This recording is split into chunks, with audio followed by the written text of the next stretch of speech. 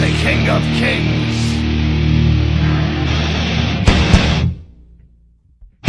On your knees, dog.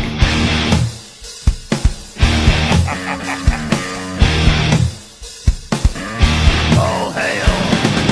Bow down to the King.